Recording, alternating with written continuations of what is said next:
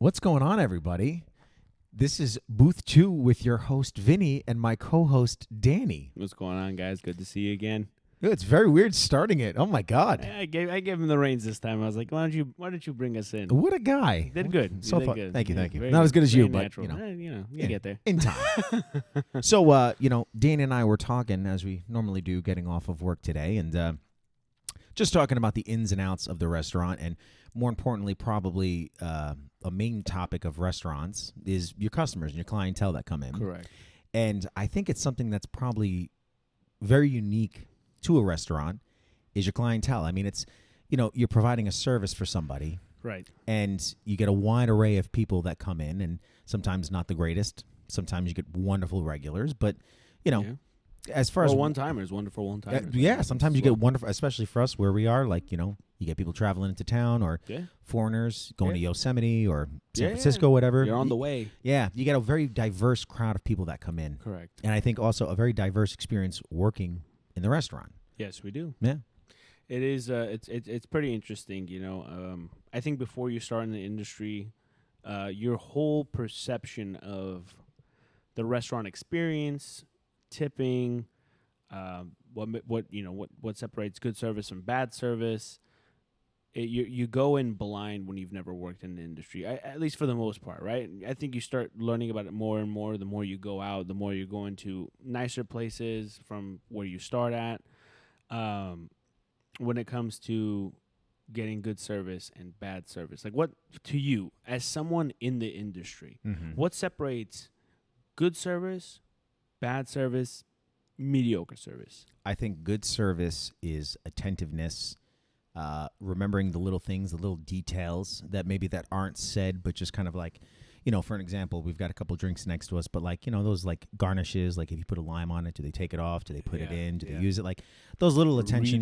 Reading people. Yeah. I think something like that and kind of like, being aware of the situation, I think really separates good service from like average service. I feel like you could go to a Denny's and get great service. I feel like you can go to a 5-star restaurant and get bad service. True. I think it is very dependent on the server, individualistic. Yeah. Thing of it. For me, what I find interesting about the serving industry is the ability for the server to read the customer. And what I mean by that is you're going to get tables that want to talk, that want to, have their server interact with them, right? Yeah. And then you're going to get tables that want nothing to do with the server whatsoever. Just take their order and there to drop off my food and take the order. I don't want any small talk, any riffraff or anything like that. The interesting thing is that your tip doesn't always reflect off of that, because you'll get tables that are like, this guy wants nothing to do with me, and based off of that, you always go, oh, it's not going to be a good table. Oh, yeah, you always take it as immediately. And then negative. Sometimes you're like, oh. You get so surprised. Yeah, like, you're like, wow. Whoa, what happened? Like, they really just wanted to, I guess, eat their food. And just be left alone. And just be left alone, and you did that, and you got rewarded for following their version of good service. Yeah. Compared to other tables where they want to talk with you and do that. And sometimes you'll talk to a table all day long, and you're like, this is going to be great tip, and you go goose egg. Nothing. You get the verbal tip. You did such a good job. It's like, sir, you did such a good job. The best, the best job I've ever had in my life. I've never had any jobs like this. This is the best. It's quite exquisite. The best service I've ever had. And then you get a big fat 0. Definitely no correlation to it. No, it's all dependent on just like the service is dependent on the server. Yeah. The outcome is completely dependent on the customer. It is. You know what I mean? And you know what? In our industry, we have to always give the same amount of service to each table. You try to. You definitely try to. I mean, obviously, we get busier. You get, stuff happens. Things happen, of course. Stuff happens. I always find that being more open and honest of where I'm at in the time. Like, if I know that it's busy, it's getting crazy, and I'm gonna get sat like 10 more tables after I have this one, I always preface them. I go, look, I'm just letting you know there's only 2 servers on. Like, I'll let them know. Like, there's only this many. I'm gonna do my absolute best to get you everything. But just be a little bit patient with me. Because if you at least tell them that, you've communicated it. I feel like they care. Like, at least this guy told me. Like, like he cares enough. Like, hey, listen, up. This is you get a heads up on. This is what's going on. So just be patient with me. I'm going to give you the absolute best service that I can. in concurrence with the conditions that I'm facing. Yeah, like, well, it's still gonna be great. Yeah, but not everybody's like that. They're just like, they won't tell them, and they're like, "Where's my server?" Yeah. For like an hour. Yeah. And you're like, it's the server's fault at that point. Well, yeah, you need to communicate something. You can't act like you're gonna be Superman. Yeah, In a situation where like you're gonna get a little railed. and it's gonna happen. It's gonna happen. It's gonna happen. It happens all the time. It does. It's normal. I don't know. The industry itself is so interesting. The culture within the industry. What could you say about the culture of the industry that surprised you when you first got into it? Oof. The amount of alcoholism. No, honestly, it's no, dude. It's rampant for a lot of people. It's rampant. No, as far as the culture within the service industry, jumping out immediately, I think the amount of people you think would know how to act when they go out, like being in the field. Yeah, in the field, like we're in the army. We're in the like if you're a service. Being in the field. No, but the amount of people that will like have worked in the industry and still like when they're out and about, because like you interact with people that come in, right. On their days off or something, that maybe don't. It doesn't translate. Like they're not acting how they would want guests to act in like the ideal situation. Right. So they're just kind of when they come in, they act like the worst kind of customer that comes in. Even though you're in it, you think they would. I guess maybe sometimes like the aloofness of some servers. Yeah, it's it's a bit naive in a way, because what I mean by that is you're being naive to the fact that even though you're in the industry, you're acting like you don't know what the servers go through. Yeah, you have a first-hand experience of it. Exactly. Yeah. So then, because of that, you're being naive to the fact that yes, I know the game. Yeah.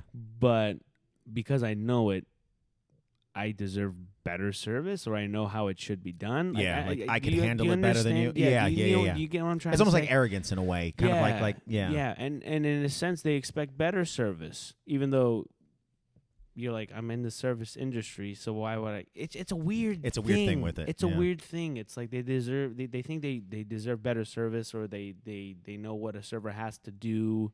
So then they want them to be better for them. I don't know. It's a weird. It is a weird thing. For me, I'm very patient. I'm just like, here's my order. When you get to it, you get to it. Yeah, if it takes a little bit too long, I go like, where's this guy at? But I don't go, like, this should have been done like this. I would like this. I would like that. I'm not picky. Yeah. You get some servers where they're in it, and much to what you said, like they're sitting at the bar or something, and like, oh, he didn't do that right. I would have done this and this first, and Yeah, you're thinking too deep now. Yeah. You know what I mean? And every restaurant's different, dude. It is. You can't. Oh my God. My voice is too. Jesus. It sounded like that fart you had a little bit earlier. Just to let you guys know, this guy just like completely just ruined my nose with all the nose hairs. He's just right before we started. He's like, I got something for you. But the industry itself is, I think it's a little niche. It is very niche. It's a little niche, right? Like, because you have restaurants everywhere, you think it's course. rampant. But not many people know about the ins and outs of being a server or the restaurant industry in general. That's true. Yeah. And why do you think that is? Why do you think it's such a... I think because you have a wide cast of people that come in for, we have our regulars, right? True. You also have people like that might go out to different places. Correct. And might see different restaurants and everything just to try something new. Yeah. You have those people that like those Valentine's people that come in. They go out seldomly throughout the year. Yeah. They'll pick these like big dates. They don't know how to, at least for a server's end, maybe don't know how to like act or kind of in a public setting like that? Well, in a restaurant setting. Yeah, the etiquette of it, if you would. Correct. And I think you have such a broad cascade of customers. It's not like a hardware business dealing with, I mean, I guess even in that sense too, like your weekenders and stuff like that. But, I feel like certain industries have certain niches and of customers and clientele and people that you interact with. Yeah, that comes with going to a restaurant. With right? this, Etiquette, and with this, you have so many people that don't know, that have never worked in it, never really been to it. It's so foreign to them. Yeah, because it's like a once in every couple of months type of thing. Yeah, they're not going out regularly. Yeah, to do it. No, they don't know. Yeah, I mean, even the tipping culture itself has been rampant Yeah. Crazy. I mean, it's literally Crazy, everything man. gets tipped on now. Oh my god! I'm telling you, I told Vinny the other day, I went golfing, and I booked a tee time in advance. Tee time is just the time you're supposed to go and Tee golf. off. Yeah, tee off. Yeah, hit the ball. And the person that took the tee time when I got there flipped the screen over, and it was a tip screen. And I'm looking at it going like, what am I tipping for?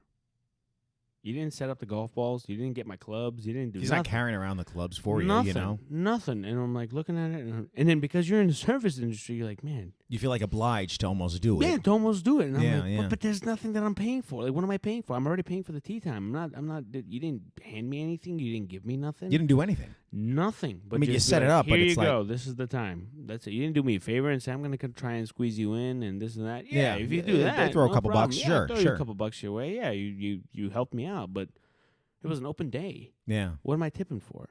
Do you think, I mean, like going to like Starbucks and stuff like that, I mean, That too, bro. I mean, because the person that took the Starbucks over is not the one that's giving making you the coffee. Yeah. And even worse, it gets distributed. So Yeah. like the $2 that I gave you, what, get 25 cents each? Yeah, between the 4 of you, 5 of you. It's like, what are we doing? Do you agree with the tipping culture, like as a whole, as far as like providing services and stuff like that? Like if it's justified, like I look at the restaurant industry, I think everybody has a wide view of tipping and how much to tip, right? Some people say 20, 15, before tax, after tax, whatever. All that stuff. Yeah. But I feel like at the end of the day, we're still providing a service. Correct. You know what I mean? You're taking the order.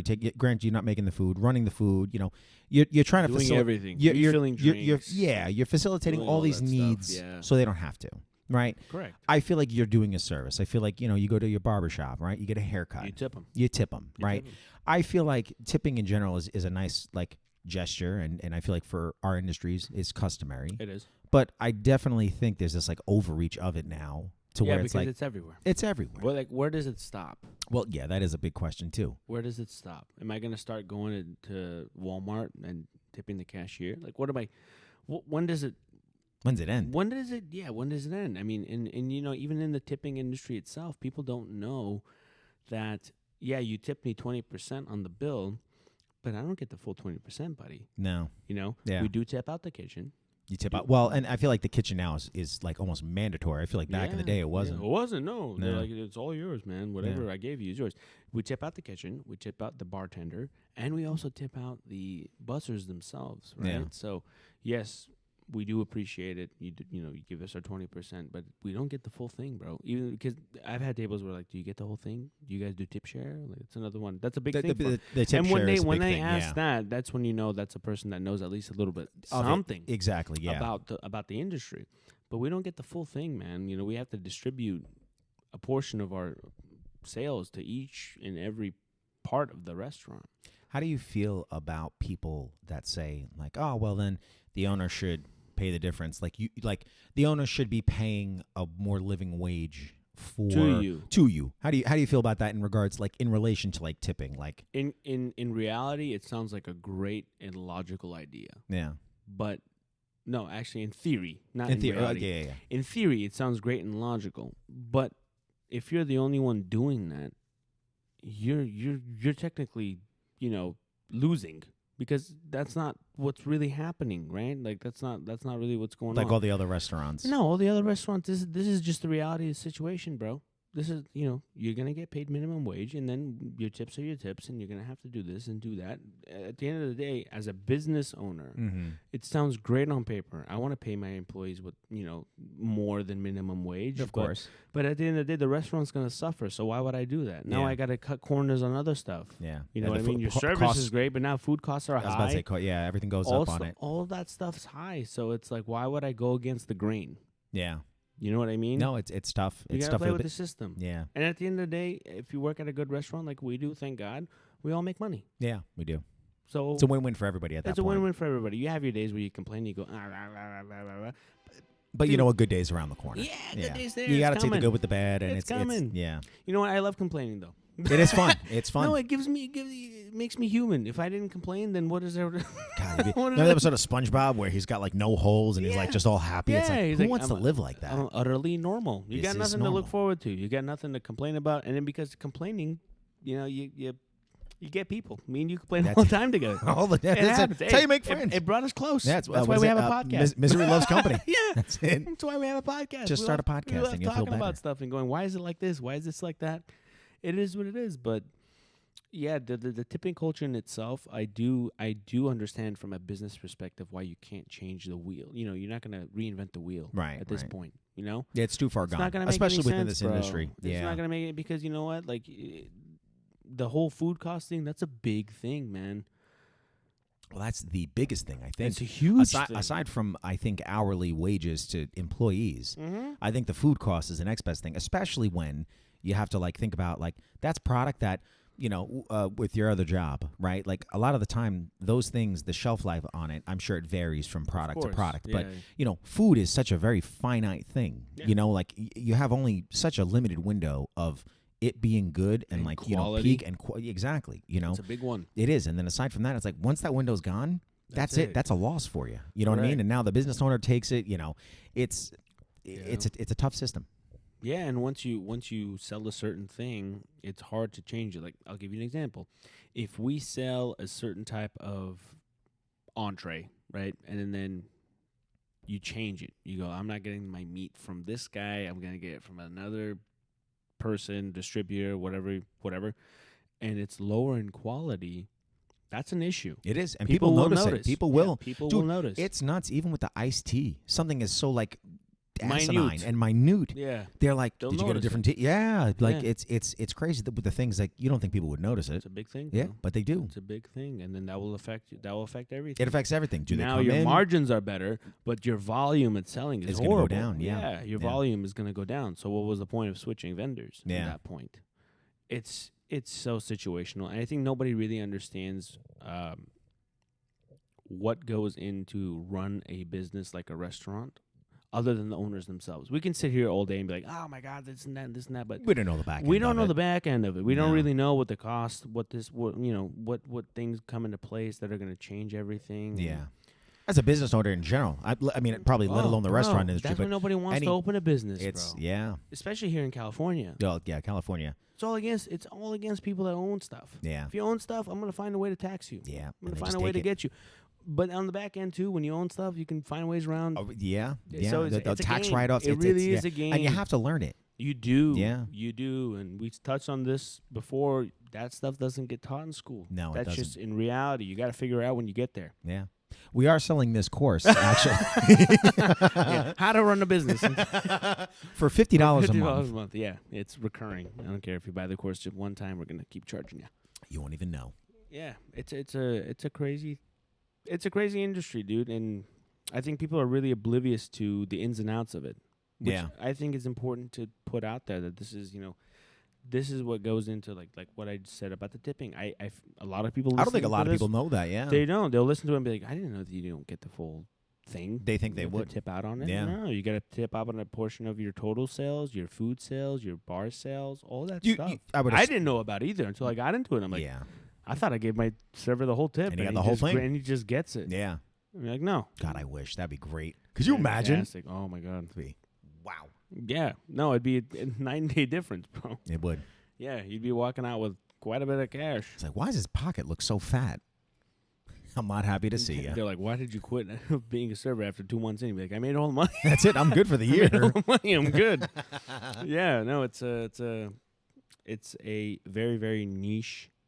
It's niche, but not niche. I can't explain it. Well, I 'Cause mean, there's servers all over. There's restaurants Of all over course, the place. of course. And you got thriving ones too that do But well. the and- knowledge of the business itself is very niche of how many people really knows what goes into. Well, what is it? The opening up a restaurant. How many fail in the first year? How many fail in the first 5 years of all it? of them. Almost all of them. Almost You know what I all mean? I of don't think a lot of people really know how to do it, and it's tough. I think especially a restaurant because it's like you're providing a luxury at the end of the day. Like people don't need to go out and eat, right? You can go to the True. grocery store, you can go and cook, but 100%. I feel like in today's day and age, it's this like norm of going out going to eat. out? Yeah, Well, most people don't know how to cook. man. that's yeah.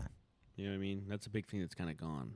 Like that's from our generation. I do right? think so too. That's yeah. already gone from me and you. Yeah. Imagine the next generation. They could have no idea. No clue. Robots and Make an egg. air fryers and Yeah. microwaves and Go ahead. everything. Make an Yeah. egg. They're like, I don't know. You don't know how to cook an egg? Nope. You're just That's like, all right, where do you get your eggs from? I go to this place across the street that makes really, really good eggs, and I just get it from there every day. That's it. Yeah. That's it. It's just the way and touching on robots, because you just said that, Yeah. literally. Dude, there's this company in California that just released it's basically like a maid type of robot that can be bought for $25,000. That's the cost on it now. You told me that it can be pre-ordered for $200. $200 when I looked it up. That's nuts, which is nutty. That's And, nothing. dude. This thing does everything. It washes dishes. You can teach it to cook, and it's a complete AI thing. So even random questions that you have, like how does this work? How does that work? It will tell you the answers like ChatGPT. Yeah. Is that kind of scary? Yeah. You think that's like a scary thing? Dude, that's like iRobot coming to life, man. Yeah, man. That's nuts. And I mean, thinking about something like that, we touched on it earlier briefly, but the regulations of it and all that. Yeah, that would be that's got to be the first thing I think you hash out. I mean, you have it for so long, I don't know, it's tough because it's like, what if it never makes a mistake? What do you have to regulate something And that's self-regulating? Exactly I was telling Vinny earlier. He's like, when the regulation is going to pop in? And I was like, well, nothing has made a major mistake yet. Like nothing, no information has been leaked from AI. Yeah. No huge mistakes have been made to where this company lost hundreds of thousands of dollars because AI made a mistake in their calculations. Mm-hmm.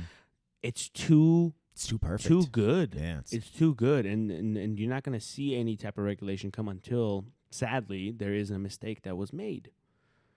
So what do we do? What can you do? No, you have to. I feel like you'd have to work it in somehow, and the exact. I think you get those hackers that I was telling about. Well, yeah, break into it. Yeah, and be you get people. "Oh." I just jailbroke your robot. Now you can ask it whatever you want, and it will give you the answer that you need. No holds bars. Nothing. Yeah, and you touched on it earlier with the whole murdering. Yeah, and what if if someone's like, what's a perfect murder? Give me an example. And then how would you dispose of the body? And how would you do it? Dude, it's nuts. Because it's like if it's never wrong and it can give the perfect answer. That's the problem with all the information being right at your fingertips. Yeah, we got too many answers for people that aren't prepared to handle the answers. Answers properly. It's like, what do you do with that responsibility? Nothing. No, just leave it alone. Because there is no responsibility at that point. You don't think as far as the respective person to no, you have that power of infiniteness essentially because it's like you have all of the answers. You have. What responsibility do you have when everything is just given to you? Well, yeah. That's what you got to dumbify it, man. We're human beings. We're simple. When you feel no responsibility whatsoever on the information that you're given, okay, if we learn something in the next week about how to make money properly, we feel a weight of that knowledge. We go dang, this is something that not everybody knows. I got to do it the right way. Right. Compared to the guy that was just told by 20 other guys the same thing that all have access to it. Not even people. He just asked ChatGPT, how can I become a millionaire in less than 20 days given this business model? If you get really specific with stuff. Well, yeah, you'd have to get very specific. It will give you an outline, detailed thing of how to do it, and then you just do it. You don't even feel the weight of the risk. Yeah. Because you're like, you have all the answers right here. It's right there, bro. Yeah. It ain't gonna make a mistake. Done. Yeah, but do you think that you don't value that information anymore? I don't think you value it. I don't think you. Do you think I think people would act on it? Is the biggest thing. Yes, you we're think dumb. Yeah. No, yes. I'm sure there's a lot of people that we're would definitely. Dumb. Yeah. You go for it. Yeah, dude. There's guys that go, I'm gonna buy a $5 lottery ticket every day because I think I'm gonna fucking hit it eventually. Well, yeah. There are people like that are just like, I'm gonna do it because eventually it might work. If I buy one for every day for the next 5 years, it's the probability. Yeah. We're simple beings, and that we make shit complicated, but we're very, very simple, entities. Yeah. So when you dumbify everything, all those dumb people are gonna come and just do it. Yeah. I was thinking too, I feel like for us, it's, we've lived a quarter or a third of our lives or whatever now, and it's for us it's so foreign because we've never grown up with it. It's new. But I wonder, 2 generations after us, where it's you're brought up with it. Yeah. You're gonna know nothing else before that. It's like us with the internet. Growing up with the internet for me, It's like, duh. Yeah. Like, yeah, I grew up with it. I remember having dial-up and the modem and everything like that, being a kid. But you would have said that to a 40-year-old at the time. They're like, what is this? They have no idea No, about it. not at all. Yeah. I'll go a step further. Digital calculators. Like as far as like having a calculator in your pocket. To just find the answer, bro. Mathematics. We're spoiled. Yeah. We grew up with it. Now it's on our phone. Yeah, that was even crazy too. Yeah. You doing like sine and cosine and everything like that on your phone now? Bro. Yeah. You don't need to know that information. No. And now How it's many just future gone. engineers are now going to be like, I don't need to know this shit. I'm just going to do it. Just I'm do just it on going to my do phone. sine and cosine on my calculator. That's it. And it'll figure it out for me. Yeah. We're getting lazier and lazier, dude. That's just how it goes until it becomes a problem. Do you but think it has to become a problem in order for somebody to come and be like, okay, what's the solution? what's the solution to it? But it's like, how do you even recognize if it's a problem if you're so inept to it? Yeah, when it's just second nature. Well, yeah. You know what I mean? Like, you're going to have, like, idiocracy. We're going to have that Correct. one guy that's like, wait, why are we watering the plants with Gatorade? Yeah. When's the last time you opened a book to look for an answer? Oof. Yes. It's been a My very... point yeah, exactly. Yeah. My point exactly. It's all on the internet. Yeah. You just go, hey, Google. That's it. Done. Back in the day, they're like, I've been looking for 3 days and like five different books. Find the answer. I've been looking for 3 days and 5 different books, and finally, I think I found something that answered my question. And then even then, yeah, it's like, it's not even a definite. No. It's a maybe. It's a maybe. Yeah. Now, it's just, everything's right there, man. Yeah. What are you going to do? I don't know. What can you do? Well, yeah, at that point, what can you do? Because it's going to come. Nothing. It's going to be here, and then it's like, Yeah. well, what's next? What do you think is one thing that humans have that can't be adapted by AI? Emotion? I don't know. No, and I feel emotion's got to be a big one. I was going to say, like, you know, maybe not consciousness, but like maybe like dynamics within something. Like what? Like as far as like conversation, like the little things within maybe tonality, Maybe. those like little nuances, like AI's coming out with that, bro. You should listen to an AI thing speak now. dude, maybe I haven't listened to AI. That's why. Like I'm thinking about those like AI videos. My boy showed me. So I do Chat GPT like an old fart. Like I'll literally go on the website and I'll type it in. He's got the app, and he was asking it really complicated stuff about real estate. The voice that came out of that freaking machine Yeah. sounded like a dude. Well, I mean, No pauses. You know how normally you listen to a machine? Well, no, but don't you think- to my point though, no pauses. It was just complete and like. But it had tonality, bro. And that's an excellent question. I could definitely answer that. Yeah, but you know, It sounded human. I feel like it could sound human, but it almost sounds like too good to be true in a way, though. You know what I mean? Yeah, now. Like- This is early. Yeah. Well, let's just just wait 5 years. Let's see where it's wait, at. You'll But it's ask like, her a question and be like, oh, dumbass, let me tell you. like, hold on. I'll just talk to you like a real guy, bro. Yeah, that's what I'm. You can I, even tell it. Be like, can you sound more human to me? And it will do it. I don't know. Maybe that's why, because I've never used it. I don't Literally, know. you can ask stuff like, can you sound more general? Or can you sound more in-depth? Can you sound more... And it will do it. That's what's insane. You can modify it. And it's going to learn off of it, too, and it's going to keep changing with it as keep well. doing it. And now Yeah. it's like, oh, okay, this guy likes for me to talk to him like this. And it's going to continue to talk it's to you going like to that. continue to talk to you like that. That's wild. That's the time that we live in, dude. And it's the early... The crazy thing is it's the early stages, right? Because Yeah. we're 20s and 30s, right? Yeah. I'm in my mid-20s. You're in your early 30s. Wait till we get to our 60s and 70s. Watch what's going to happen. That's going to be nuts. Watch how advanced it's going to be. To the point where, you know, maybe we'll walk up somewhere and there's a dude talking to us and be like, you just talked to an android? You're like, what? That wasn't a dude? You're like, no. That thing was manufactured by a company. By X1. By Out of California. which is the company that manufactured the robot. So like it's going to that place, man. It's going to that place and then I'm telling you, nothing's gonna happen until it becomes a problem. Yeah. Do you think? I mean, honestly, I don't think anybody would hope for it to be a problem, but You need to. you need it. No, I'm not. You need the problem to get the regulation and everything. But it's like, correct. do you think that ever would be? I mean, if it's perfect, What in life is perfect though? nothing. But this is though. Essentially, So far. essentially, right? Yeah. So far, I mean, like, So I far. wonder what the slip Even the up stock market fucks up every once in a while. Yeah, but it corrects. It's fine. Shit. But that's a point. Well, yeah. You need the ebb and flow corrects. of it. Yeah. It corrects. Yeah. So nothing is perfect, bro. Yeah. Nothing is perfect. Even now, things as complicated as our solar system for years. You go, this is how it is. This is it. This is it. This is like what was it? Uranus. For years. Nah, don't laugh at that, you child. No. It's just a good planet. It's my Uranus. favorite planet. It's not a planet anymore. Well, no, Pluto wasn't. Oh, sorry, Pluto. Never mind. Uranus is still still my planet. That's the brown planet. Or Pluto for years. Pluto, yeah, it was planet, a planet. planet. All of a sudden, It's not a planet. Yeah, too small. Yeah. Yeah. So that's a thing in itself. It's perfect in our eyes until somebody comes up and says it's not. It's like so philosophical. It's like, then what is perfect? There's no There's no such thing. Wow. There's no such thing as perfect. There isn't, no. There isn't. I mean, do you think there's a such thing as definite?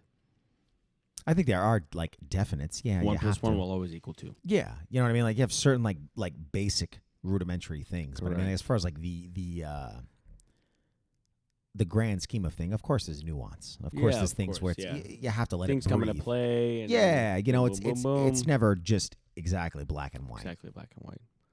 And to touch on AI, I was actually talking to my uncle. He came over the other day. He's an electrician for San Francisco, and he's been doing it for 20 plus years.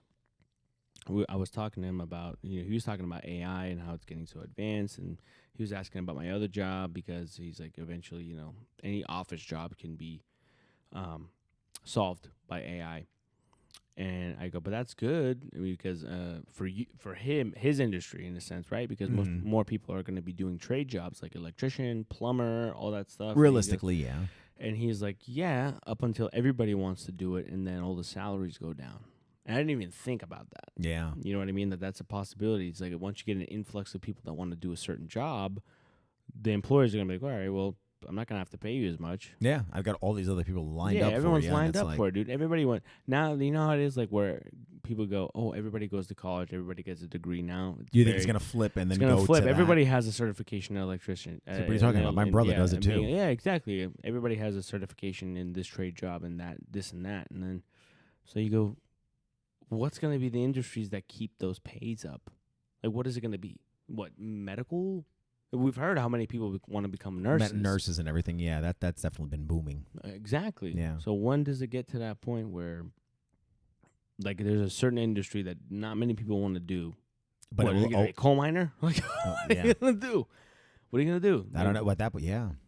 And I feel like eventually, too, thinking about it, like AI and everything, robots and everything, eventually it's going to take over, right? It's going to push out all of those people So within what do those we fields. I don't know. And with a man-made concept like money. Yeah, when is it with gonna, something like that, yeah. When is it going to be to the point where you go, like, none of this matters? Like, you know what I mean? Like, at this point, when you have everybody else doing Something. Yeah. occupations is what makes money. Businesses is what makes money. Once you have all of that automated, what do humans do? I don't know. I think we. It's a big one. I feel like we touched upon it in one of the like earlier episodes. Yeah. But I think something like that. I think I was saying like almost like a Renaissance period. Right. Hopefully, because it's like again now it's like, well, if you're not working for money, art. Yeah, but that's the Art most and like music. it's the most human thing. You know what I mean? When That you're, can like, be replicated though.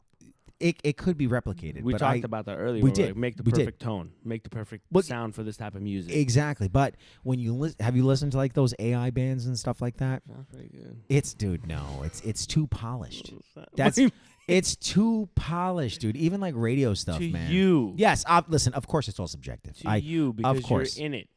But Of to course. a random guy that's listening They to could the care radio, less. he's like, yeah. They just want some background music Sounds while they're good. driving. Of course, I'm not saying it's not subjective to each person, Right. but I do think there's certain things that will come to the point where it's like you want that human element of it.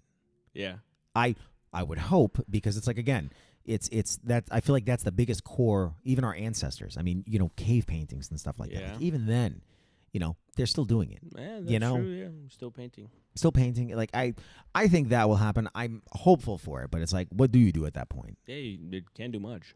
No, You can't do much. I mean, or I at think- least not do it for money. I think there are certain things that will never ever be trusted with AI, which is like caring for a baby. Well, yeah. You know, That's kind of like those things. Probably. I was about to say get your hair cut. Oh, But yeah, let's take it to the most the human max thing. extreme. Yeah. But like getting your hair cut, are you gonna trust a machine with a blade? I don't know. Have you watched Jimmy Neutron get his hair done by that robot? Bro, The whole thing coming down like the Jetsons or does whatever he have on the it. best haircut though? Hey, he's got a good pompadour. Dude, he looks like a Hershey's Kiss. He looks like an ice cream cone. It's just yeah, like, you know what I mean? 100%, Like yeah. it's The top that of a Hershey's Kiss or ice cream cone perfect is swirl. fantastic. But like stuff like that, where you're like, it's a little bit. Are you gonna trust a guy with your life. Like, dude, trimming your beard. You gonna ever trust anybody to trim your beard? Dude, I do it Besides your myself. barber. I don't even trust myself doing it. See what I mean? It's that's That type of stuff's a little scary. Once you get to that, your physical appearance, yeah. stuff with sharp stuff. Like right, your face, your neck, and everything like that. Just washing yourself. You're gonna make a machine wash you. You're just standing there and just scrubbing you up. Straight up, just like a car wash. Yeah. All right, turn. I swear, it's coming. That's like Austin Powers when he gets out of the cryovac. Exactly. He's just like, you're not wrong, dude. yeah, no, it's that type of stuff. Maybe not. Maybe that's gonna be where all the money's that's at. it. We can get Soaps. on it now. Soaps and beard oils and stuff. Dude, I feel like that could be a thing now. Like you could probably like install a shower or something and then just like stand there after. There's probably what I mean? stuff out there. There's probably stuff out there with like a vacuum thing in there or something. Like a shower that showers you. Yeah. With everything, with soap, all the stuff. You just put in a little, container. It gets launched into the shower and it just. That's it. You're like a dishwasher. Push it pretty much. Dishwasher. Dude. Imagine when that first came out. That would have been crazy. That would have been nuts. Could you imagine if we were alive during then? That would have been like, get this devil instrument out of here. Dude, because that's a huge thing. That is a big just thing. wash by hand. Yeah, yeah. And then like, boom, here's this thing that you just put in and you put soap in a little container and just fucking let it go. Let it go. And it does it. I mean, to this day, though, people don't use it as much as you would think. Well, I think that goes to the whole thing of not getting it as clean as well. We hand wash. Yeah. Maybe we should try and perfect that, huh? Like a perfect dishwasher kind of thing. Why hasn't that come out? I think that's too difficult. Why? Because you have so many variants of like dish sizes, Dude, some cup guy sizes. could definitely figure that out, man. You made a whole car wash where you see moving parts of like people scrubbing and washing. Yeah, but I feel like with a car wash, it's a little bit different. Like but imagine having a little thing like that where it just grabs everything, just goes scrub, because a dishwasher basically puts hot water and soap in. Yeah, super hot. Makes it hot, and then it'll take out the majority of whatever. I think at that point you're probably relying more on the technology, the soap. The soap. I think that's the big thing because you get the hot water with anything, but the soap I think is the thing. Like that those really Cascade commercials, it gets the grit down. Cascade Platinum. Cascade. You never have to empty out your dishwasher ever again. Yeah, it's nuts, dude. I don't know. I feel like there's a lot of stuff that's pretty lazy. Yeah. Could be better, but eventually some guy's going to come along and be like, it's time to make it better. Let's you don't need to reinvent the wheel, but let's just structure it a little bit better. But going back to the service industry, I don't think that a machine could do that. It could. It could. But it doesn't have the same human feel. Not yet. That's nuts. That is nuts. But no, dude, I don't. Could you imagine? I'm going to give you a situation here. Uh-huh. If they came out with like Bob the server, like it's a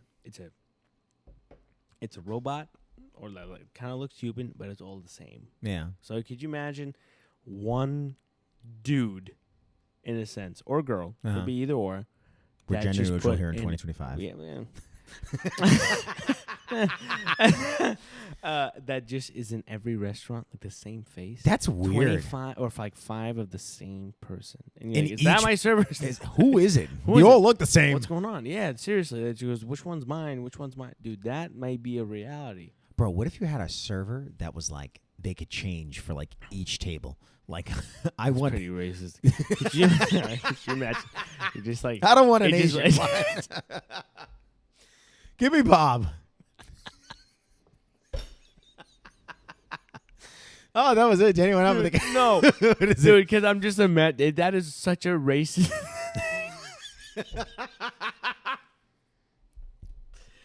Dude, that's insane. If that was a thing, dude, I think people would get offended. I mean, for sure, bro. Probably. Yeah, because what if you get like a what if you get like a very, very American Indian table, but they look Indian? Okay. And then Americanized Indian is like you just pop up and it's like another Indian dude with an accent because it doesn't realize that they speak normal with no accent. Right. And then you get like I'm not going to do the accent. I was waiting thinking about it, but I'm not going to do the accent. But then they're going to be like, why did you do that? What was the purpose of this, of making?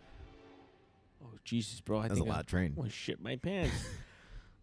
But yeah, that'd be pretty bad, bro. That's like I feel like that's like a Chappelle skit or like a Key and Peele skit. That would have been a good one. That would have Yeah, been a good one. You're like, can I get a normal guy that speaks? Dude, that actually happened on the show. I don't know if you remember it. It's called The King of Queens. Oh yeah, of course, with Kevin James. Kevin James, of course. He walks up to a Chinese restaurant. It's a Chinese guy, and he's like, "I'm looking for my wife." And then the guy opens his mouth and starts talking in a British accent. He looks completely Chinese. Dude, that's nuts, though. And literally, Kevin James looked at him and he said, I'm so sorry. I said, I did not expect you to sound like that.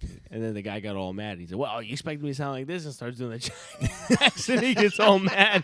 He's like, I mean, that's so true, though. You know, it's human conditioning. It is. You're so used to seeing. You're so used to seeing that sounding like this. That. It's the same thing. I've seen Indians come in with British accents because there's so many in England. Exactly. And you kind of get thrown off. You go like, I can't believe you sounded like that. That's a wild thought. It is a wild thought, You ever see that white guy in China? I feel like it was like viral. There's white guys in Jamaica. Take it a step further. Dude, the Jamaican accent. With a white dude? God, it's hysterical. That's insane. That's wild. You go like, this makes no sense, bro.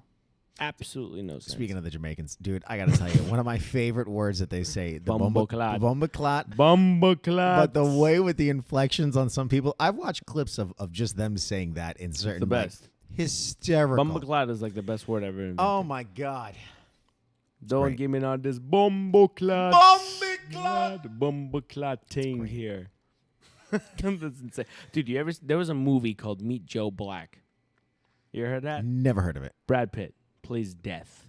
He's Death in physical form. I feel like I've seen a clip of it somewhere. There somewhere. is a portion of that film where he goes to a hospital, and there's a Jamaican lady in the hospital, and she realizes this is Death. Uh-huh. She just looks at him. Has just knows immediately. Voodoo thing or whatever, going like, that's Death. And he switches from a regular American accent and starts talking in Jamaican. It's so racist. Does he do it good? No, it's so bad. Bro, this guy goes, everything gonna be Irie. Which means like everything's gonna be all good. Right. Thank you for explaining. Yeah, he goes, everything gonna be Irie. And I'm like, oh my God. This is a blonde hair, blue-eyed, freaking white dude. Because that was at the time when he was like straight blonde. He had like the streaks in his hair too. When did this come out? Like early mid-2000s? 90s. Meet Joe Black. It was him. I think it was Anthony Hopkins. You know Anthony Hopkins. Yeah. Hannibal. Yeah. Hello, Clarice. You know that's not even a line that he says. He never says hello, Clarice. That's like the Mandela effect. It is a Mandela effect thing. He never says hello, Clarice. Huh. Yeah. But anyways, that's a thing right there where he's like he just has spoken this horrific Jamaican accent, and I'm like, bad taste. Can't happen now. No, ever. Honestly, I feel like if he did it well, it would have been fine. Right. But if it was like that, like poor like bad. Dude trying to attempt how to sound Jamaican, like gonna be Irish. Nah, it's not it. Like, oh my God, dude! Like, I know you don't sound like that. No, everybody knows you don't. Sound like that. Everybody knows you don't. Sound even as Death. He actually played in a movie where he played an Irish boxer. It was it was actually an English film when he was already famous. Uh-huh. Right. This wasn't like an indie project or whatever, and he did you couldn't understand him. Was it that like good kind of like, or is it like? I think people shit on it, but like he tried to play a guy that was like straight Irish, like in the villages of Ireland, like an unrecognizable accent, which he did well in, but it was just so unrecognizable that you go, this is shit. Sounds Scottish. Almost just like mumbling. What was the name of it? Holy crap, man! It was Damn. It'll come to you. No, my phone's over there. Your phone's recording. My phone's recording. You know what we're going to do with our free time when AI takes over? I'm going to watch all of the movies. Every movie. There's just so many. There's too many. There's too many. Let me see. Because Jason Statham played in it too before he was... The Devil's Own. No, that's not it. He was an IRA terrorist. Snatch. Snatch? Snatch. It's Snatch. Snatch. Snatch. That's the name of the film. Snatch. How did you find that? It's not even here. It just says The Devil's Own. No, because you go to the video below it. Snatch. Oh, okay. That's wild, dude. I feel like some of these actors with their filmography, It's all over the place. it's all over the place. I just watched was I talking to you about it with that? I think it was Matt. I watched a School of Life. It was with Ryan Reynolds. I think it was like 05, 06, right around there. Yeah, older film. One of those like made-for-TV movies. Yeah. I kind of enjoyed it. Like, I don't know. It was like that very Hallmark-esque kind of way. Hallmark. When's that going to go away? No, never. Ever. All those Christmas movies. Oh, this is the best. Single-handedly. They're all the same. Keeps it going. Some girl finds a guy during Christmas time. Blah blah blah blah blah blah blah. Comes back to home after being at New York for the last like 10 years and crazy, bro. You know what I was watching before I came to work? I was watching. You remember the movie The Santa Claus with Tim Allen? Yes. Okay, they made a Disney Plus show called Santa Clauses. Was it about his kids or something, or? It's about him being Santa and getting ready to retire, and he has these kids that never ever left the North Pole and blah blah blah blah blah, trying to find a successor. Anyways, there was so much stuff that they pointed out in that show that gave me some respect, more respect. Tim Allen is very, very old school. Yeah. If you listen to interviews and stuff, he's also a hands-on guy. He does a lot. He did that show Home Improvement. Yeah, of course. Because he really is like that. Like he does. Is he actually like? He does his own stuff. He knows a lot about cars and all that stuff. How to fix stuff. He really is that guy. And there was stuff that in the first episode, I forgot what we were talking about. They were talking about they were sitting down. It was one of the reasons why he wanted to stop being Santa Claus. They were talking about the naughty and nice list. And he was bringing up stuff like, he said a name. He's like, oh, Bobby Reynolds from New York. He's like, being very, very disruptive in class. He goes, naughty. And then one of the elves, who plays, I guess, like a more modern elf, is like, Santa, well, we don't really put people on the naughty list for being disruptive. That's just kind of, what they are at that age. And then she's like, we don't, and he's like, on top of it, we don't say naughty anymore. Like, we say something else instead of naughty. Yeah. And he just lost it. Like, he was just like, what are we doing? He literally said, what are we doing here? In the episode? Or in the episode. Yeah. In the episode, as Santa Claus, he goes like, what are we doing? What are we even doing here anymore? We can't even say naughty. And we're giving everybody all these passes because it's fine. I feel like I vaguely remember this. Like, it coming out and then kind of like talking about that. Yeah, he had a lot of things there where it didn't mesh because if you think about it, he's comparing the movie The Santa Claus that came out in the early 90s to now. And he's like, the time that we're in now, everything's okay. Everything's just free from criticism. Yeah. You have all these things now where you can't even say naughty anymore because naughty is very degrading, or it's very rude. So you can't say that. To tie it back to the AI thing. Yeah. Do you think at some point, I mean, Santa's going to be AI? it's going to be like Futurama, and he's going to turn to like killing people every Christmas. Yes, exactly. No, but just about that whole thing of wokeism and everything, right? Yeah. Do you think to some point, I mean, if AI is speaking factual things and like data and everything it's like going that, to conflict with wokeism? Would that conflict with depends on whose opinion? I would be curious about that too. Depending on who's programming. Programmed, yeah. You figure like something from Google or like OpenAI and everything, but like Yeah. if it's going against social norms, Correct. and not even necessarily going against it, or more or less just speaking factually, right?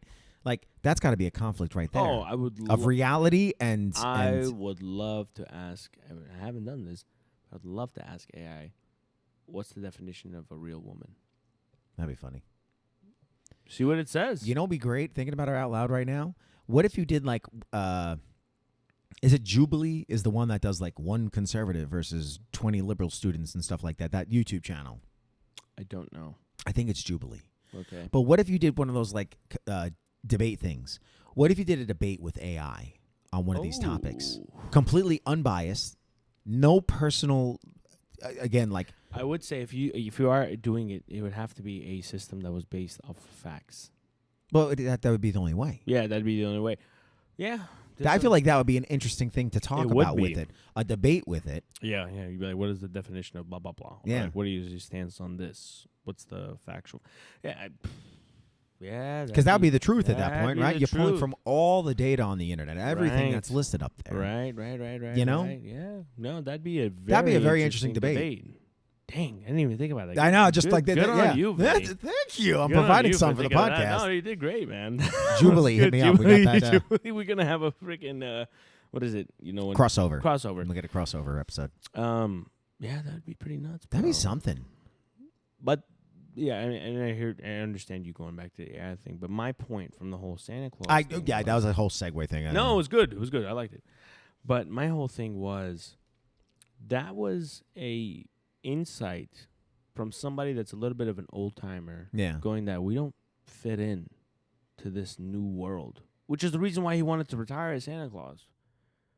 You know, he's like, he's like, my whole thing of how things were back in the day is It's as gone. simple as it was is now so much more complicated. Yeah. And I can't even do the job that I want to do anymore. It's not worth it. I don't fit in. Did they stop? Did they stop the show? Was that kind of like in It went conjunction for to 2 him? seasons. I'm still in season 1. Okay. But I can imagine that maybe some things that were mentioned in there were not as friendly as they should have been. Yeah. Because you're comparing it to an old show or an old movie. It's tough. How do you bring back something, And all 20, 30 years later? All that old stuff is like that. Yeah. Like the Beverly Hills Cop movie. Oh, is it with Liam Neeson and Pam Anderson? No, No, bro, that's no. I'm thinking Naked of Gun. Naked Gun. Naked Gun. That one. I feel like that one. true to its core. Because, Yeah. Yeah, because Seth MacFarlane made it, bro. Oh, so he's gonna stay true. Yeah, to he it. doesn't Yeah. care. No. That's the guy. He's like, I'm already settled in Hollywood. So his This is my shtick. yeah. That was what was smart about that guy. That He guy's like, started my out shtick with it. Is I say outlandish stuff. I make outlandish shows that say crazy things left and right. So whatever I make is going to be exactly like that. Yeah, and And it's they're fine with expected. it. That's his character. Yeah. You know what I mean? But like the ad, even the stuff where you come back 30 years later to a character, what's always the major thing that they do? You're disconnected from the world. Things I used to do back in the 80s and 90s. I Are can't not the say. same thing. Yeah. That's a huge. Every single show touches on that stuff. Yeah. Which is what they did with the Santa Claus too. Like they were like, you got to touch on where things were back then is not how things are now. Yeah. Dang, dude, can you imagine the things that are being talked about now and things that are socially acceptable now in about 20 years?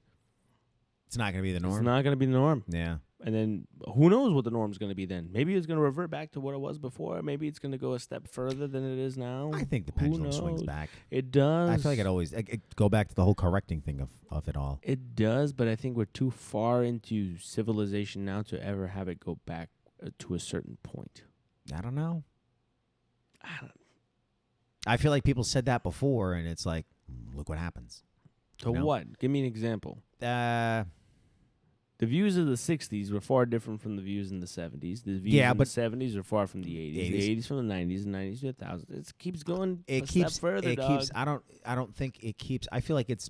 When did the pendulum ever swing back? That's a better I feel like a better question. I feel like it has, but munched up it's kind of like that like circular motion up. I feel like Correct. there's definitely a lot of overlap between everything. Right. I feel like looking at it now to the 60s, I feel like a lot of correlation between the two of them, but I feel like what it is, I feel like the topic of it has changed, but I feel like at the core essence of it, I feel like that still stayed the same. Mm-hmm. I think as far as like the protesting, et cetera, I feel like that is still in the same principle of it, but it's just what the topic of the protest has become. Has changed. I think that thinking about it like 70s,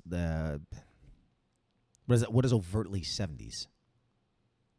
Like a topic? Yeah, I mean like something like as far as like the pendulum swinging and everything. I mean, I feel like with the 60s, everybody thinks of free love, protests, civil rights, there was mainstay topics within the 60s that people 70s were. is a little bit of a gray area. I feel like the 80s had a huge thing as far as like drug epidemic, AIDS, fashion. it's not fashion, Fashion. but Fashion in the 80s. I feel like even that. I feel like those like acid wash jeans have come back. You know, Yeah. I feel like you look at things like Stranger Things, right? It's a different variant of it, though. But that's what I'm saying. the No, same. no, it's never going to be the same. Yeah. But I think it's the whole like what is it, Mark Twain? Like history doesn't repeat, but it rhymes. Sort of aspect of it. You know, I think you get the overlap, but it's. I don't know if it's ever going to swing back to how it was. I don't think that's human nature to revert. But I do think you go back to like hopefully certain positive things from something past and bring it back forward.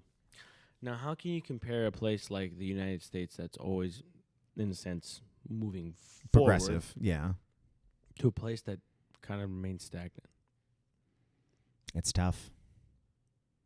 Because I don't know if America now has stayed true to its core values to where maybe if somewhere that isn't progressive might be so like tied to its roots. Correct. You know, it's tied to that identity. It's tied to what they perceive as normal and they're accepting of it and they're okay with that. Right. Whereas with us, I feel like it is this like constant evolution of just I wouldn't America. say, you know what, I think the word progressive is not the correct word. I just think changing.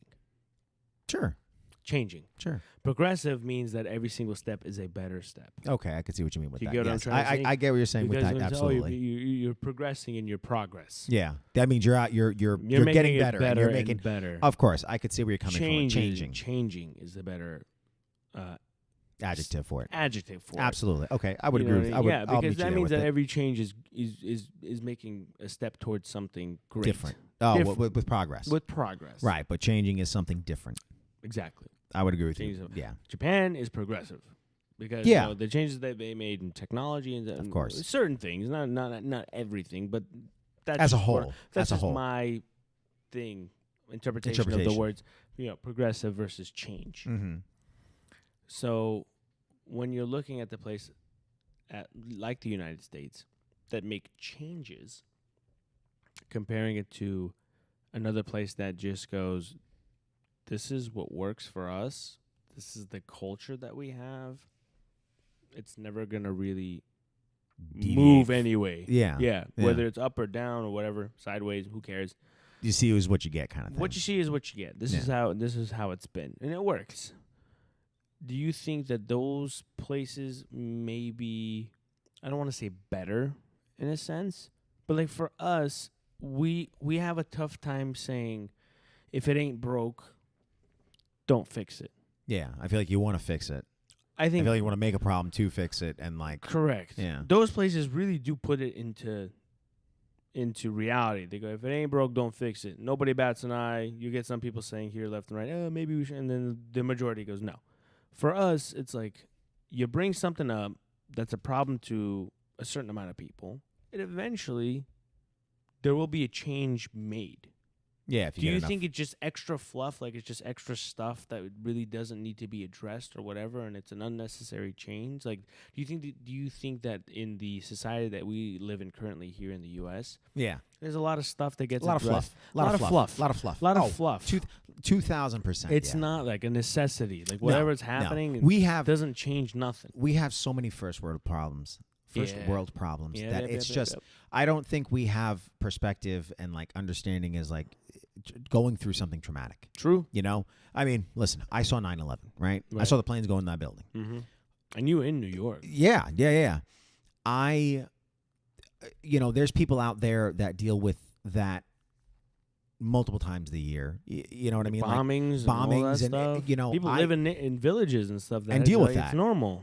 You know, for me to say like that's my everyday would be a lie. Of course. To say that it didn't have effect on me, like just seeing it and just the memory of it, like, you know, it did.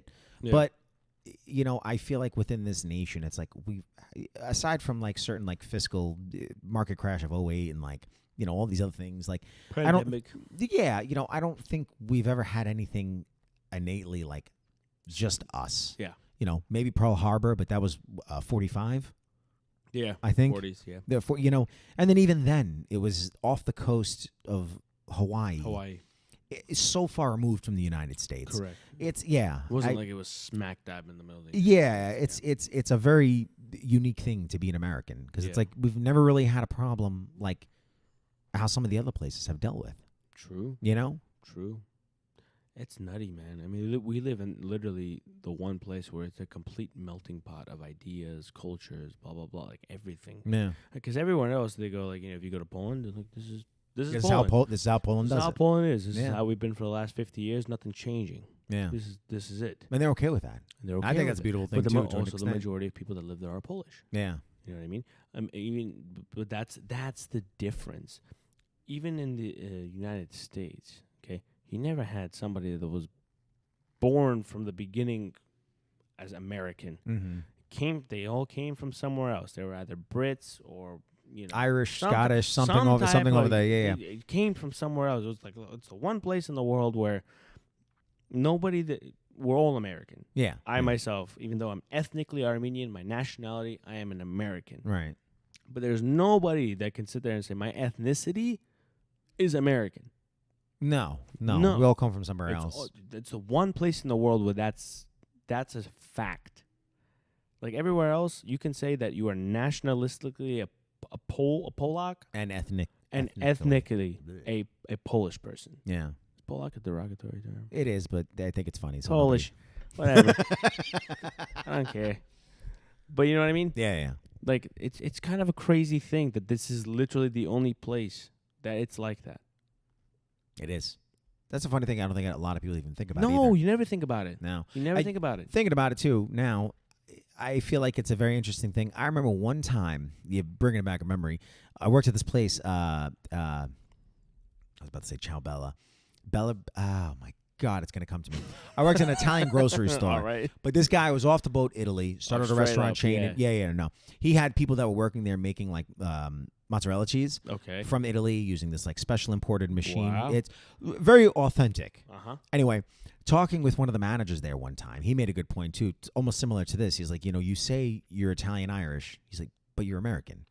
I don't think even a lot of Americans associate with being nationalistically being American. Yeah. I think they still tie that sort of your ethnic background as the forefront of it of who you are. But in actuality, it's like, but we're American. At the end of the day. Yeah. When you look at it, it's like you've been here for how long? Your family and everything like that. You're American. Yeah. Ethnically, you may be this and that may be the case, but it's like still you're American. You're at the heart American. and I think that's something where it's like definitely a lot more unifying. I think those other foreign countries, Poland or all throughout Europe or South America, wherever. Yeah. You have that like unification of it where they're like, no, this is who we are. This is it. Correct. And we're proud to be that, Right. Here it's very like. Well, most people, you know what? Most people, and I hate this about people that are of a different culture, will always be like, oh, well, they associate being white with being American. Well, I think for their mind, it's like, again, English stupid. and everything. Oh, it's dumb. It's one-dimensional. It's very stupid. It's very, yeah. It's very, very naive. It is. You go, only white people are Americans. You're an idiot. No, just because it was founded by English people. Doesn't mean that that's what it means to be an American. No. You know what I mean? I mean, and saying this from being from an immigrant family, yes, I'm ethnically Armenian. Do I love my ethnicity? 100%. Mm-hmm. When people ask me what I am, I don't go, I'm an American. Just because I know that's not what they're asking. That's not what they're asking. And if I say that to them, they're going to be like, you're just a pompous dick for just doing that. I know you're in America. We know that. Come on. You're American. You speak English fine. I know you're American. But what are you ethnically? Yeah. I love that. But as well, dude, I'm just as American in my mind as I am Armenian. Do you get what I'm saying? Yeah. No, absolutely. And most people don't look at it that way. No. Which is, to me, it's bothersome. It's very, very bothersome. Like, you know what I mean? Like, then what was the point of becoming some people that got naturalized as U.S. citizens, some people that were born here, but, their generations come from somewhere else? Mm-hmm. Like, you're kind of giving the middle finger to the luxury of being an American when you say that. You know what I mean? And I actually had a third grade teacher that opened my eyes to this because, okay, as a phrase my mom and dad used to say was back home. Like back home this, back home that, back home. I was a kid. I was in 3rd grade, so I was like, oh, I was saying something. I forgot what I was talking about. And I go back home. Back home, they used to do this, and then my 3rd grade teacher says like, "What do you mean back home?" I was like, "Oh, well, my parents aren't from here." Technically, in my brain, I'm thinking I'm from there, even though I was born here. Right. And she's like, "No." She's like, "Danny, you were born here. You're an American. Home here is home is here." Yeah. And I'm like, I was dumbfounded. And I was hold so on. young. You're like, hold on. I gotta like, sit down wait a second. minute. I'm like, she's right. Like I've never been there. This is home. Yeah. And most people don't think that way. No. I wonder, do you think a lot of people get presented like sort of with that like reality check of? I don't think so. I think you have to kind of pull your head out of your ass to understand really that point. Yeah. To kind of be like, okay, yeah, this is reality. Yeah. It almost feels like a reluctancy sometimes to say like, oh, you're 100%. American. My mom herself, when I will say stuff, she's like, "You're American, dude." Because I'll be talking like, yeah, this, and that. She's like, yeah, but what does this matter to She's you, like, dude? what are you talking about? This you're guy. American, bro. You're American. Like you're like when you present yourself to people, you are Armenian American or American Armenian, however you want to phrase it. Yeah. That's what you are. Okay? Don't ever just say that you're Armenian. You're not. I was like, damn. I mean, cool. Kudos to your parents to actually like hold you to that too, because I'm sure. True. But it's true, and It's reality, bro. It is reality. Yeah. No matter how bad you want to be 100% something, you're not. You're not. No. If you're born here, no. And it's so wild how that whole like tribalism aspect of it within humans. It's a You want that- pull to be close to your Roots. roots. Of course, I get that. I It get goes to an extent, man. It's like almost detrimental to the point where you're like denying this sort of like 100%. reality of it. I didn't deal with.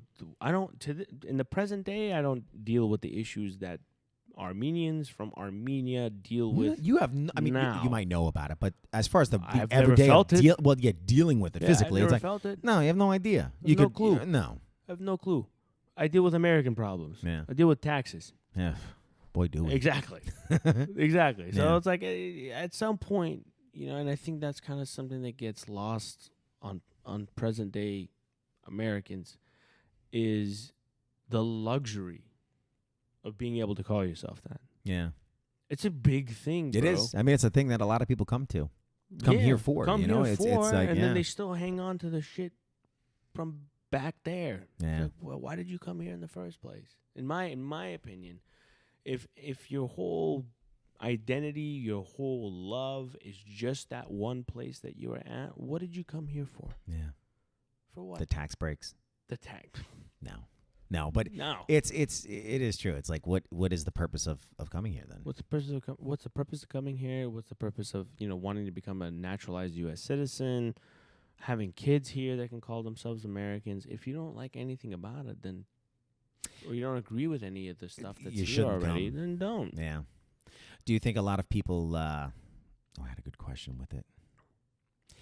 Wanting all the benefits of it without having to accept the I don't want to say accept the reality of it, but do you think a lot of people come for the benefits of being American without Yeah, having of to course. like say you're American or like assimilate or anything like that?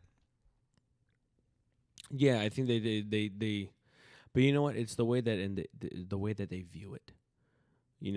View being an American? Correct. Yeah. Because you can become an American citizen, right, after the fact, but you'll never view yourself as an American. How many people say that, after they become a citizen? They don't go, I'm an American. Yeah. A lot of people don't. They're No, like, they're still this is gonna just say- the process for me to get my rights and being able to find a job and work into a place without having to, worry about this and that. All the legalities of it. Legalities of it and Yeah. being able to just live properly, you need to become an American citizen. So it just depends on your brain, the way that you're wired. For some people, they really come and they go, I want to become an American. Yeah, they want to live that dream. I want to be an American. I want to say I'm an American citizen. I want the American experience, blah, blah, blah. For other people, it's just a step in moving somewhere. Yeah. That they have to go through that whole process. We got to do this just to do this. Let's just deal with it. Exactly. Get it out of the way. Let's do it. This is the process of coming here, and let's just get it out of the way. I'll never say that I'm an American. Yeah. Do you think that's something? The only place where you can do that. I was just about to say, you think it's only something. The only place you can do that. I'll tell you that. No other place lets you do that. And they'll remind you. Like if you move to somewhere else, they'll be like, "You are a blah blah blah citizen, but you'll never be blah blah blah." Yeah. You hear me? Yeah. It's like it's the one place where they will confidently tell you that you are also an American citizen and now an American. I wonder why. I mean, probably because it's the melting pot, but it is because, like I said, it's not an ethnicity. It will never be an ethnicity. It will always just be a nationality. Yeah, that's it. Do you think that's to our detriment? Yeah, but that's something that's out of the control because that was the way that it was founded. Yeah, America wasn't founded by Americans. It was founded by immigrants, Brits. Yeah, straight up. Colonizing a new land. Colonizing a new land, and it happened. And, that's a whole topic in itself. Let's end on that. That's a whole topic in itself, it bro. It talks about everybody colonizes everybody, bro. It does. That's just the way the world got founded. Why do you think you have lands, you have separations in lands, and it's human nature. Human nature, bro. It is what it is. Accept it for the fact. That's the tough part about life, bro. There are some things where you just have to accept it. Because there's no way around it. No, it's and just there's shit where you're like, I really don't want to accept this, and maybe I don't have to. It's such a fine line of just accepting realities that maybe in truth is a reality, and then accepting stuff that seems like it's reality, but it's not really. It's just life, man. There's nothing you can do about it. Maybe that's the thing that AI will never be able to replicate. No, that gray area. That gray area that's just so complicated that even AI will just like sputter out of control and be like, it's just like, this doesn't make sense. This isn't logical. Yeah, exactly. Logic and human nature don't always go hand in hand. No, they do not. And on that note, just leave it on the ultimate cliffhanger. Logic and human nature don't always go hand in hand. But you know what? I did have a really good conversation. I feel like we had a really good conversation with one another. We always do. Yeah. But this one especially. From me to you, from us to you, thanks for tuning in, guys. Take it easy. Toodles.